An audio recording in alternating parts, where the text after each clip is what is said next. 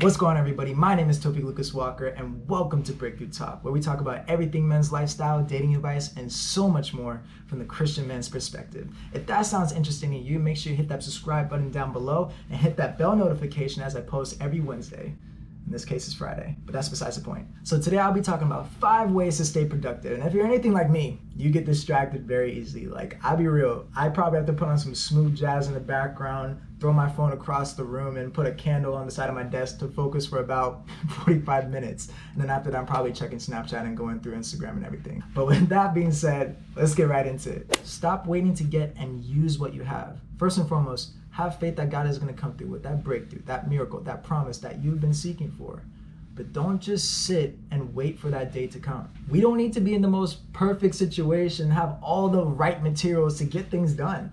You waiting around and letting the days go by is not going to bring that miracle closer. In fact, it's probably going to push that miracle away even further, because what is given today is preparation for you to be even to handle that miracle. The anointing of David in 1 Samuel chapter 16 verses 11 through 12 is a prime example of how even when we have these tasks that seem boring and have no beneficial end, God could still meet us right then and there and bless us. It reads, "Then Samuel asked, 'Are these all the sons you have?'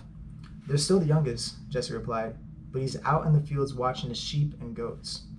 'Send for him at once,' Samuel said. 'We will not sit down to eat until he arrives.' So Jesse sent for him. He was dark, handsome, with beautiful eyes. And the Lord said, 'This is the one. Anoint him.'" David's work was not glamorous, but he knew he needed to do it. And while he stayed diligent and consistent with all the tasks that were at hand, God met him right then and there and anointed him. So when it comes to us, we got to continue to work and cultivate the things that are beneficial right now and still have faith that God will come through at his timing. Galatians 6:9 gives us more reassurance on that promise as well. It reads, "So let's not get tired of doing what is good. At just the right time, we will reap a harvest of blessing if we don't give up." So yeah, look, I get it. Right now might not be the most ideal situation of where you thought you would be 5 years ago, but that's no reason to become stagnant. Adapt and utilize what is present right now, so soon God will present to you that miracle, and you're going to be more than ready for it. Number 2, limit your content consumption. Look, I'll be the first to say, and I'm going to keep myself accountable here. As of right now, I'm working on just limiting my time on social media. Like, I don't know about you, but I love TikTok. TikTok is an amazing app. I don't know how it's still free right now. And if TikTok, if you're watching right now, please don't get any ideas. But I would spend about hours, I would feel like minutes, and by the time I look at the clock, I wasted a good amount of my day that I could have been doing something more beneficial than within that time frame. Like, look, social media is great, but we simply can't make it an idol. Wow, that's a whole nother video. That's a good idea. I need to write that down. Hold on. But look, really, it comes down to having discipline and having a balance of things, because time is so valuable and it's important to how we use it. Number 3, get more sleep. Obviously, the amount of sleep that we get is a direct correlation to the amount of energy that we're going to have throughout the day. So not getting enough sleep is going to encourage us to take more naps throughout the day, procrastinate, because we're not going to have enough energy or motivation to get things done during the day. So figure out your sleep pattern. Some people need 6 hours, some people need 9 hours to perform at their maximum potential. Personally, I need 8. And the way I tested this out for myself to see how many hours I need to, feel energized when I wake up, I went to bed around like 10 p.m. or so, and I wasn't on my phone 30 minutes prior to going to bed because I needed my body and mind to just relax. And on top of that, I didn't set an alarm. I really just wanted to see what time I would wake up naturally. So when I woke up, it was about like 6:30, so I got about 8 hours and 30 minutes of sleep. And I felt energized. I was ready to just go after the day. Got up, prayed, and went about my morning and day and got things done efficiently.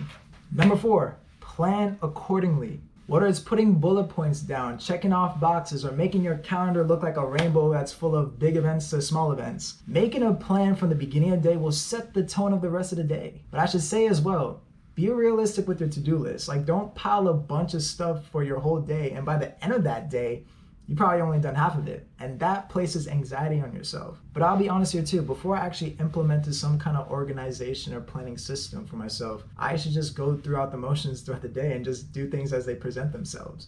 But what I realize is that doesn't have much as an effect as checking things off that was already planned. Because at the end of the day, you want to go to sleep knowing that you made the most out of your day and you feel accomplished and you could visually see the amount of stuff that you did. So you could be proud of yourself, if anything. Lastly, be still. Now, I know that might sound contradicting after talking about being productive and constantly being consistent and getting things done and trying to achieve the things that we want to get, right?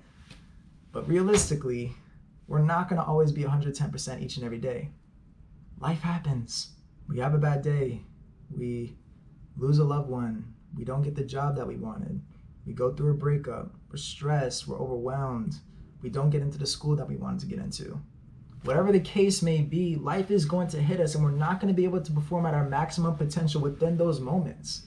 But follow me into Psalms chapter 46, verse 10, as it reassures us that we don't always need to have control over everything, nor do we have to be at our maximum potential to get things done. It reads, "Be still and know that I am God. I'll be honored by every nation. I'll be honored throughout the world." We're not perfect, but our God is. So the days when you don't feel at your best, trust God enough to know that He will never have an off day, especially when it comes to working on your behalf. And look, let me make this very clear. Being still is not procrastinating.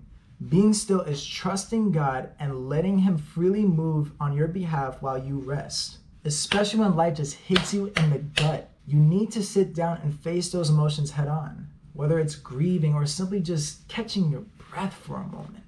You don't want to prolong those emotions and worse, move forward and make decisions based solely on those emotions. But once you finally just collect yourself, God can place the right intuition in you, so not only do you go back into the work that He has placed for you to be efficient in, but to excel in it. And with that being said, thank you for listening. Those are 5 ways to stay productive. If you benefited from this video or just enjoyed it in general, make sure you hit that like button down below and comment. What other ways help you to stay productive and stay consistent and stay efficient?